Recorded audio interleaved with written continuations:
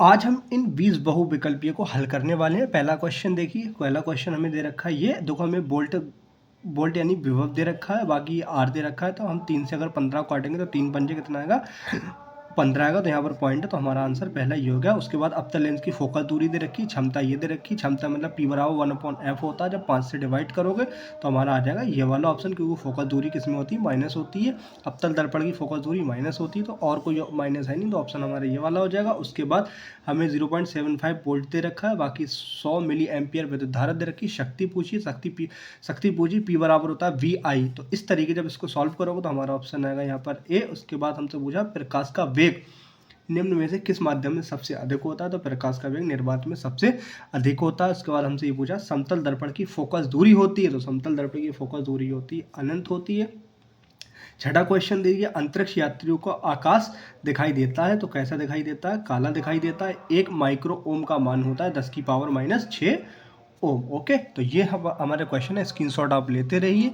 यही क्वेश्चन आपके बार बार रिपीट होंगे, मैं आपको इस बात की गारंटी दे रहा हूँ। और उसके बाद आप बोर्ड एग्जाम में इन्हीं क्वेश्चन को करके आएंगे, ये आपके लिए एक बेस्ट अपॉर्चुनिटी है। तो उसके बाद आगे देखिए, यहाँ पर हो रहे हैं केमिस्ट्री के क्वेश्चन स्टार्ट। निम्नलिखित में कौन सा एल्डिहाइड है, तो हमारे पास है मेथेनल। यह एल्डिहाइड ग्रुप का है। H2SO4 के जलीय विलयन का pH मान होता है 7 से कम। निम्नलिखित में कौन सी धातु अम्ल से हाइड्रोजन विस्थापित नहीं कर पाती, तो उस धातु का नाम है कॉपर। ओके, निम्नलिखित में से कौन सा भौतिक परिवर्तन नहीं है, तो भौतिक परिवर्तन जो है वो LPG का दहन है। शुद्ध जल का pH मान आप जानते होंगे, पढ़ा रखा है मैंने, तो ये होता है C। बहते हुए रक्त को रोकने में कौन काम आता है, यार बिल्कुल सिंपल क्वेश्चन पूछे गए मेरे दोस्त।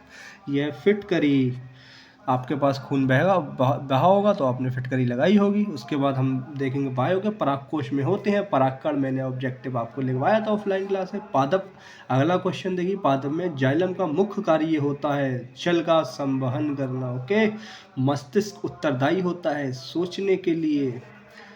और आगे देखिए, पाइरूवेट विखंडन में ये कार्बन डाइऑक्साइड जल तथा ऊर्जा देता है, और ये क्रिया कहलाती है हरित माइटोकॉन्ड्रिया में। ठीक है, मनुष्य के हृदय में कोष्ठकों की संख्या होती है, बहुत सिंपल क्वेश्चन होती है 4। जो हृदय होता है वो हमारा 4 कोष्ठकों में बटा होता है। लास्ट वाला क्वेश्चन देखिए, मास्टर ग्रंथि है पीयूष ग्रंथि, और ईस्ट में अलैंगिक जनन प्रायः होता है मुकुलन द्वारा। तो ये हमारे हो गए 20 के 20 क्वेश्चन।